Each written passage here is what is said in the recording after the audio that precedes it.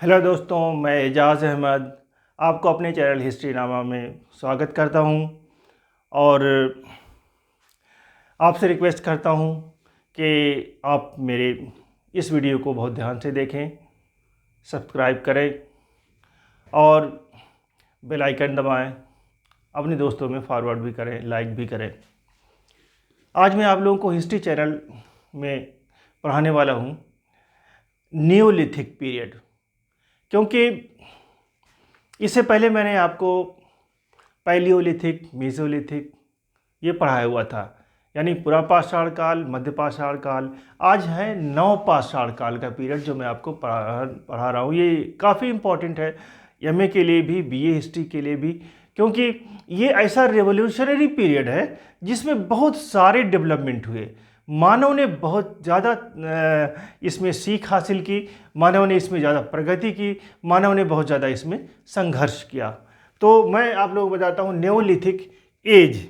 इस एज के बारे में रफली हम कह सकते हैं कि तकरीबन 7000 BC से लेकर के 2000 BC तक माना जाता है इसका पीरियड। ये BCE क्या होता है? Before common era. Common era शुरू होता है फर्स्ट से, और प्रॉफिट ईसा के डेथ से शुरू होता है, और उससे पहले का बिफोर कॉमन एरा कहलाता है। तो अगर बाद का है तो उसे हम उसे हम CE कहेंगे, कॉमन एरा, या AD कहेंगे, एना डोमिनी, और उससे पहले का BC कहेंगे, या BC बिफोर क्राइस्ट, या BCE बिफोर कॉमन एरा। तो इस तरह से हम कहते हैं ये तकरीबन ये है। लेकिन बच्चों ये डेटिंग जो है इसमें ना, ये काफ़ी फ्लेक्सिबल होती है। कहीं किसी जगह पे 7000 पहले तक के न्योलिथिक टूल्स मिलते हैं या अवशेष मिलते हैं। उनके शवों के आधार पर, उनके टूल्स के आधार पर हम ये डिसाइड करते हैं कि ये कितना पुराना है कार्बन डेटिंग मेथड से। तो किसी स्थान पर 7000 से 2000 तक, 7000 से 5000 तक है, किसी स्थान पर 5000 से 4000 तक है, किसी स्थान पर, यानी कि एक सबका अगर रेशियो लेके चले हम, यानी ओल्डेस्ट और न्यूएस्ट लेके चले, तो वह पीरियड 7000 से 2000 तक है। हालांकि 2000 में बहुत सारे स्थानों पर, खासतौर से हम देखते हैं सिंधु घाटी सभ्यता में, कि उस वक्त तक ब्रोंज एज आ चुका था, लेकिन फिर भी बहुत सारे स्थल ऐसे थे जहां पर पत्थर युग अब भी विद्यमान था। इसलिए इसमें डेटिंग के चक्करों में आप लोग कभी मत पड़िएगा कि इतने डेट से इतने डेट तक है, क्योंकि अलग अलग अब भी आप देखेंगे डेवलपमेंट के हिसाब से, प्रगति के हिसाब से, कि हर जगह एक जैसी प्रगति नहीं है। ठीक उसी तरह से उस समय भी एक जैसी प्रगति नहीं होती थी। तो मैं आप लोगों को बताना चाहता हूं कि इसमें जो है न्योलिथिक यानी नवपाषाण काल क्या चीज़ है एक्चुअली। इसमें हम देखते हैं सबसे पहले कि इस काल में मानव ने काफ़ी ज़्यादा प्रगति की, काफ़ी ज़्यादा संघर्ष किया। क्या क्या डेवलपमेंट है इस काल के, वो मैं आप लोगों को, सबसे पहला डेवलपमेंट हम जब आपको बताने जा रहे हैं वो टूल्स है, यानी औजार। टूल्स यानी औजार। औजार किस किस की चीज़ के होते थे टूल्स? एक तो पत्थर के, स्टोन के होते थे, स्टोन के, बोन्स के, हड्डियों के होते थे। इसमें लकड़ी भी हो गई थी इस काल में शामिल, लकड़ी यानी कि, और सींगे भी, है ना। तो लकड़ी और सींग, खास तौर से लकड़ी में जैसे बैम्बू है, या बांस की लकड़ी है, या और दूसरी चीज़ों जो लचीली लकड़ी है या लंबी लकड़ी सीधी होती है, उस तरह की लकड़ियों का इसमें यूज़ हो जा रहा था। तो इसमें हम लिख सकते हैं कि वुड्स का इस्तेमाल होता था और सींगों का भी इस्तेमाल होता था। तो इन सब चीज़ों का इस्तेमाल होता था। लेकिन ख़ास तौर से क्या चीज़ है इसमें मुख्य? स्टोन। किस चीज़ का बना हुआ है? क्वार्ट्ज, क्वार्ट्जाइट पत्थर का बना हुआ है। इसमें हम बताते हैं पुराने क्वार्टजाइट में आपने देखे नियोलिथिक में क्वार्टजाइट थे, मेसोलिथिक में क्वार्टजाइट थे और नियोलिथिक में नवपाषाण काल में भी क्वार्टजाइट पत्थर था। लेकिन ये क्वार्टजाइट पत्थर ये बिल्कुल ही और पत्थरों से डिफरेंट था। इस काल में हम देखते हैं बाकायदा पत्थरों की इंडस्ट्री बन चुकी थी। जैसे आज है हथियार बनाने की इंडस्ट्री बनी हुई है, अलग अलग कारखाने बने हुए हैं, उसी तरह से एक खास जगह पर इन पत्थरों को बनाया जाता था, बेचा जाता था और कुछ लोग खुद भी पत्थरों का औजार बना के तराशते थे। जैसे ये गोल पत्थर ले लिया गया,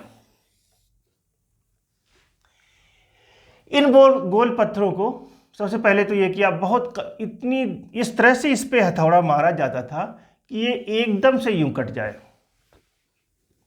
इधर से मारा, अब काफी लोग समझदार हो चुके थे, तो इस तरह से हमें 3 टूल बन गए। एक टूल तो ये हो गया जिसे पैना करके हम फरसा वगैरह बना सकते हैं। दूसरा टूल हो गया ये भी तकरीबन सेम। तीसरा टूल हो गया ये। अगर हम इसे अलग अलग कर दें, जैसे इस तरह से, ये देखिए आप, यानी कि इस तरह से ले, इस तरह से बन के तैयार हो गया। तो यानी कि ये बहुत ही अच्छा, बहुत ही सुडौल एक हथियार बन गया। थ्रोइंग, फेंक के मारने वाला हथियार बन गया। ठीक है, तो इस तरह का जो फेंक के मारने वाला हथियार था, ये काफी नुकीला, काफी धारदार और काफी बारीक होता था। लेकिन ऐसे तो तकरीबन सारे में होते थे, लेकिन इतने साफ सुथरे नहीं होते थे, इतना बढ़िया तरह की कटिंग नहीं होती थी उस समय में। चॉपिंग सिस्टम जो था इतना अच्छा नहीं था।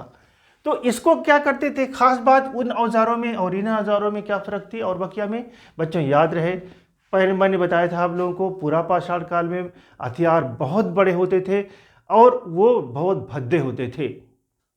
मध्यपाषाण काल में हथियार बहुत छोटे छोटे होते थे जो यूज़ में आते थे। नवपाषाण काल में इतिहास छोटे भी होते थे और बड़े भी होते थे, लेकिन पॉलिश्ड होते थे। एग्जैक्टली याद रहे, नवपाषाण काल में हथियार पॉलिश्ड होते थे। इन सबको पत्थर पे पत्थर रगड़ करके चिकना बना दिया जाता था, बहुत चमकदार, पॉलिशदार। जैसे होता है कोई गाड़ी खरीद के लाता है तो उसको खूब रगड़ रगड़ के पॉलिश से चमकाता है कि जब जहाँ भी गाड़ी जाए हमारी चमचमाती हुई गाड़ी जाए। तो ठीक उसी तरह से वो अपना, उस समय वही उनकी गाड़ी थी, रोजी रोटी का जरिया था, तो उसे खूब चमका करके, खूब बढ़िया तरह से करके रखते थे।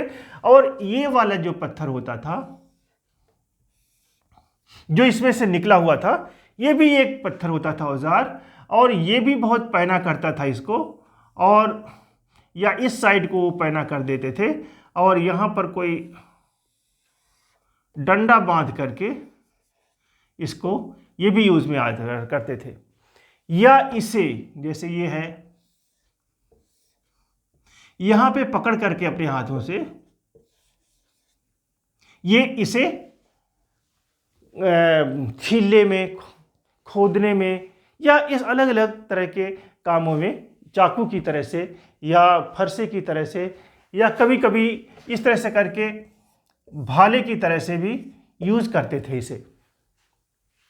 तो ये जो पत्थर थे वो खास तौर से, और ये सारे के सारे पॉलिश्ड होते थे। याद रहे कि पॉलिश्ड पत्थर की बात जब होती है तो मतलब बिना सोचे समझे आप लिखिए नियोलिथिक।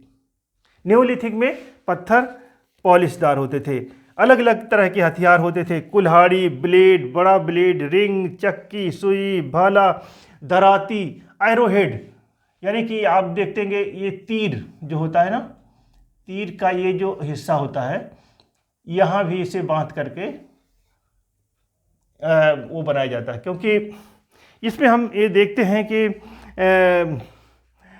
कुछ जगहों पे ऐसे शव मिले हुए हैं जिनकी पसली में ये एरोहेड, ऊपर का हिस्सा है पत्थर का जो बना हुआ है, वो फंसा हुआ है। इसका मतलब ये है कि आपस में लोग लड़े हुए रहे होंगे, लड़ते रहे होंगे, और एक ने दूसरे को तीर से मारा और वो मर गया, और उसको वहीं लोगों ने छोड़ दिया और उसमें से क्योंकि ऑपरेशन तो उस वक्त करके कुछ निकाला नहीं जाता था, वो मर गया और उसको दफना दिया गया होगा या वहीं पे उसको रहने दिया गया होगा। तो इस तरह से ये आपको टूल्स के बारे में मैंने आप लोगों को बताया। इसके बाद मैं आप लोगों को बताना चाहता हूँ, नेक्स्ट है कि उस समय मनुष्य ने कृषि करना सीख लिया था, एग्रीकल्चर।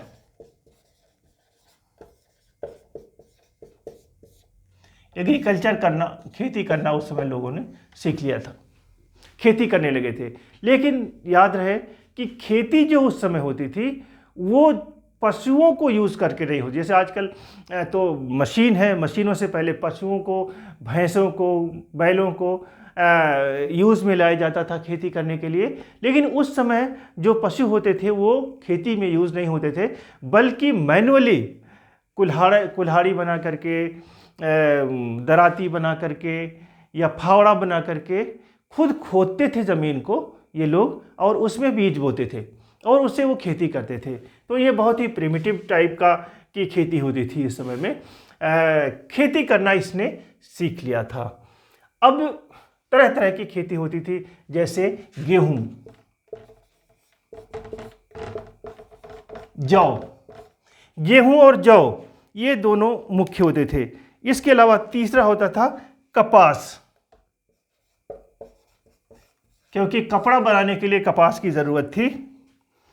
ये हम देखते हैं कि तकरीबन मेहरगढ़ में इसके अवशेष मिले। इन सब के गेहूं, जौ, कपास की खेती के अवशेष मेहरगढ़ में मिले हुए हैं, जिनका पीरियड है तकरीबन 7000 से 5000, 7000 से 5000 BC। यानी कि इतने 100 सालों तक, इतने हज़ारों सालों तक, 1000 साल तक वहाँ पे इस तरह की खेती पाई जाती है। यानी ओल्डेस्ट जो था वो 7000 से लेकर के 5000 तक का था BC। तो यही नहीं, कश्मीर में हम देखते हैं, कश्मीर में भी ये बुर्जा होम वगैरह जो था वहाँ पे तकरीबन 2500 BC में, 2500 यानी 2500 BCE, यानी बहुत बाद में भी वहाँ पे नवपाषाण काल में थे। वहाँ पे दाल, मटर, गेहूँ, चना, चावल की खेती होती थी। दाल, मटर, गेहूँ, चना, चावल, इस तरह से इनकी खेती होती थी। इसके बाद हम देखते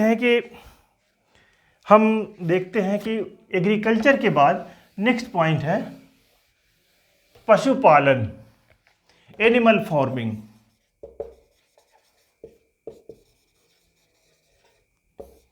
पशुपालन, उस समय एनिमल फार्मिंग इन्होंने शुरू कर दिया था। तरह तरह के जानवर उस समय पाले जाते थे। इसमें हम देखते हैं भेड़, बकरी, कुत्ता, सुअर, इस तरह के जानवर पाले जाते थे, जिससे इन्हें मांस मिल सके, अपनी सुरक्षा के लिए उसे यूज़ कर सके, या अटैक करने के लिए, शिकार के समय अटैक करने के लिए या सहयोगी बनाने के लिए उन्हें यूज़ कर सके। तो इस तरह से पशुपालन होता था। वहाँ पे मुर्गियाँ भी होती थी जो उस समय पाली जाती थी। और इसमें हम पशुपालन में हम देखते हैं कि एक स्थान है महागारा। महागारा, वहाँ पर हम देखते हैं एक स्थल से खुदाई में ढेर सारे खुर के निशान मिले हुए हैं।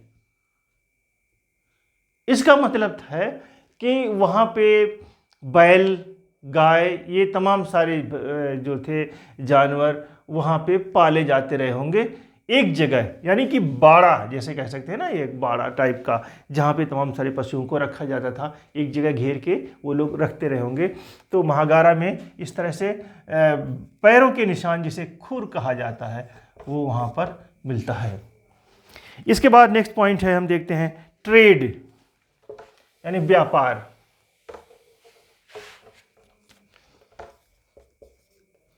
व्यापार, ट्रेड, ये व्यापार उस समय कैसे रहता होगा? ट्रेड, अजीब सी हंसने वाली बात सी लग रही है, उस समय कहाँ रहा होगा, लेकिन सच है।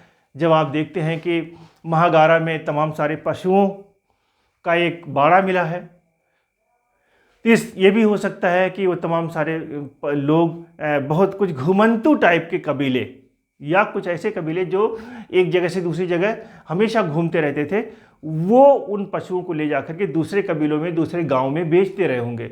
इसके अलावा औजार बिकते थे उस समय, औजार भी बिकते थे, कपड़े भी एक जगह बनाए जाते थे, वो मैं आप लोगों को बताऊंगा। तो ये घुमंतू जो कबीले होते थे, ये कपड़ा, अनाज, औजार, पशु, इन सब का व्यापार करते थे। इसके बाद हम देखते हैं विलेज सेटलमेंट, यानी ग्रामीण व्यवस्था। नवपाषाण काल में मानव ने गांव बना करके रहना शुरू कर दिया था। अब उसे इधर उधर भागने की जरूरत नहीं थी, क्योंकि अब वो एक स्थान पर रह करके वहाँ खेती करके अपनी ज़रूरतों को पूरी करता था। लेकिन ये गांव जो होते थे, ऐसी जगह बनाए जाते थे जहाँ पर पानी उपलब्ध होता था, जहाँ पर फल उपलब्ध होते थे, जहाँ पर पेड़ पौधे होते थे। ये ज़रूर ये बात को ध्यान रखा जाता है और वहाँ पे ये गांव बनाते थे। अब हम देखते हैं कि गांव में इनके घर किस तरह से होते थे। कश्मीर में बुर्जा होम में एक मिला हुआ है, घरों का निशान मिला हुआ है, जिसमें गर्ता होम कह सकते हैं। जैसे ये सपोज करिए ये ज़मीन की सतह है, इस ज़मीन से खुदाई कर लेते थे। जैसे ये यहाँ पे खोद लिया, गड्ढा बना लिया ज़मीन के अंदर गड्ढा बना लिया। इन गड्ढों के ऊपर हल्के फुल्के लकड़ी से ये थोड़ी सी ऊंचाई तक ले जाते थे और इनको जो है यूं छप्पर से छा देते थे और घुसने के लिए किनारे से अपने बना लेते थे और अंदर जाकर के अपना घुसते थे, रहते थे, सोते थे। यानी गड्ढों वाला घर। एक तो इस तरह के गड्ढों वाला घर होता था। इसके अलावा लकड़ी तंबू के ऊपर छप्पर भी होता था, छान छप्पर होता था। ऐसे भी घर होते थे। बहरहाल एक तरह से टेम्परेरी ही ये लोग अपने रहने के लिए वो बनाए थे, घर बनाते थे।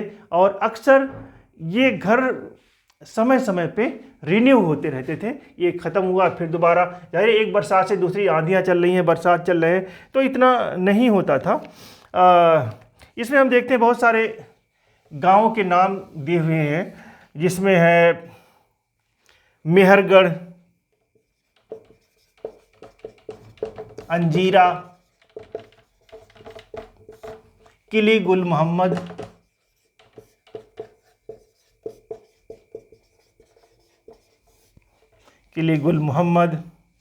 चौपानी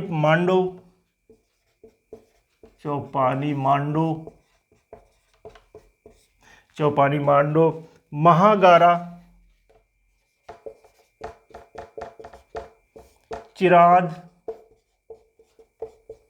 चिराद, बुर्जा होम।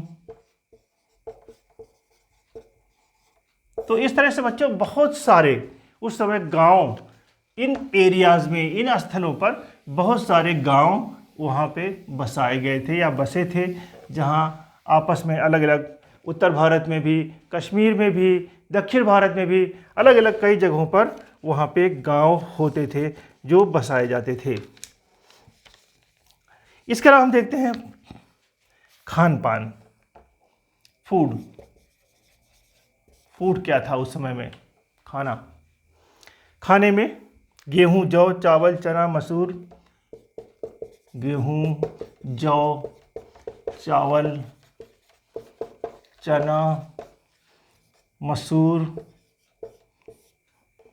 और मटर, और सबसे बढ़ के मांस, ये सारे होते थे। इन सब का खाना खाते थे, दूध भी पीते थे और फल फूल भी खाते थे। तरह तरह के जो फल उगाए जाते थे उस समय वो लोग इसे खाते थे। लेकिन खाते कैसे थे? नेक्स्ट पॉइंट हम देखते हैं, अग्नि का आविष्कार इसी काल में। अग्नि का आविष्कार। आग कैसे होगी? अग्नि के आविष्कार में बच्चों ये डाउटफुल है कि मध्य पाषाण काल में भी कुछ जगहों पर अग्नि के अवशेष मिले हैं आग के पाए जाने के। तो ये कंफर्म नहीं कहा जा सकता ये मध्य पाषाण काल है या नवपाषाण का, या यूं कह सकते हैं कि मध्य पाषाण के अंतिम चरण और नवपाषाण के काल के प्रारंभिक चरण में अग्नि का आविष्कार हुआ था। तो ये अब मध्य पाषाण आता है लास्ट, तो भी कुछ हद तक 20% तकरीबन सही है, और नवपाषाण काल कहा जाता है तब भी 80% सही है, क्योंकि अब एज में हम डिफाइन नहीं कर सकते, क्योंकि एक जगह किसी स्थान पर जो मध्य पाषाण काल चल रहा होगा, कहीं पे उसी समय में कहीं पे नवपाषाण काल चल रहा होगा, उसी समय में बहुत सारी ऐसी जगह हैं जहाँ पे पूरा पाषाण काल भी चल रहा होगा। तो ऐसे में ये कन्फ्यूजन सा है। बहरहाल अग्नि का आविष्कार था। अब लोग ये तमाम सारे खाना बना करके खाने लगे, मांस को भून के खाने लगे। अग्नि कैसे हुई? ऐसा माना जाता है कि बहुत सारे पत्थर हैं, पहाड़ हैं, जहाँ पे तमाम सारे जानवर भी हैं, पेड़ पौधे भी हैं। तो किसी व्यक्ति ने अपना जो थ्रोइंग स्टोन है उसे फेंक करके जानवर को मारने के लिए मारा होगा, वो पत्थरों से टकराया होगा और इस तरह से उससे चिंगारियां निकली होंगी, और उन चिंगारियों से आसपास के झाड़ फानूस में आग लग गई होगी। एक आध जानवर भी उसमें जल गए होंगे, पॉसिबल हो सकता है। तो इन्होंने देखा कि इस तरह से एक पत्थर को दूसरे पत्थर से टकराने से आग लग सकती है, और इसमें इस तरह से उन्होंने आग जलाना सीख लिया। दूसरे ये कि उसे उन पशुओं को अब वो कच्चा नहीं खाते थे, बल्कि भून करके खाने लगे, पका के खाने लगे। हाँ, तो इस तरह से अग्नि जो थी काफ़ी इनकी प्रगति में सहायक सिद्ध हुई। इसके बाद हम देखते हैं एक और आविष्कार, पहिए का आविष्कार।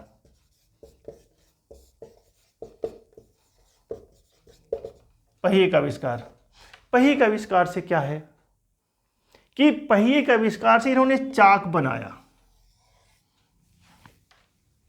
इसके बीच में मिट्टी रखी। अगर आपने कुम्हार को मिट्टी बनाते देखा होगा तो आप देखते हैं एक चाक होता है, उसमें बीच में मिट्टी रख दी जाती है, फिर चाक को घुमा देते हैं जिससे बर्तन बनाते हैं।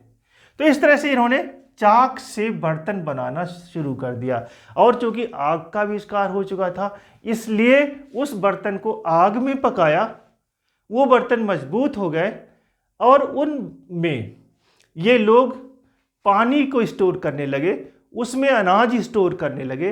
अब उन्हें रोज रोज खाना तलाश करने की ज़रूरत नहीं थी, बल्कि वो कई दिनों तक अनाज या अपना मांस या पानी या दूध या फल या कोई भी चीज़ उसमें बनाया करते थे, उसमें रख लिया करते थे बर्तनों में। बड़े बड़े बर्तन जैसे हैं इन्होंने यूं कर दिया और इसमें रख दिया, सारा पानी भी है, सब कुछ है। इसके बाद हम देखते हैं कि उस समय नेक्स्ट ये है कि ड्रेस, पहनावा क्या था। उस समय लोगों का पहनावा क्या था। पहनावे के बारे में बताऊं आप लोगों को कि ये भेड़ भी पालते थे, बकरी भी पालते थे। खासतौर से भेड़ों से ऊन निकलता था, उन ऊन से कि वो रस्सियां बनाते थे, उस रस्सियों को ये बुनते थे बिल्कुल चटाई की तरह से। जैसे आप देखते हैं ना चटाई बनी हुई हो, एक नीचे एक ऊपर, एक नीचे ऊपर चटाई करके, इस तरह से कपड़े नुमा ये लोग बनाते थे, तैयार करते थे, और उसको वो पहनते थे, ठंडक में पहनते थे। कपास की चूंकि यहाँ पे खेती भी होती थी, कपास, तो कपास से ये लोग कॉटन के कपड़े बनाया करते थे और उसे इसी तरह बुना करते थे, उसकी भी बुनाई इसी तरह से होती थी। तो जिसमें हम देखते हैं कि ये लोग बहुत ज़्यादा ठंड में जानवरों की खाल पहनते थे। आज भी आप देखते हैं कि खाल की जैकेट बड़ी मशहूर है, बहुत ज़्यादा महंगी होती है, लोग ठंडक में पहनते हैं, तो ये लोग भी खाल पहनते थे, ऊनी कपड़े पहनते थे, और ये सूती कपड़े भी पहनते थे।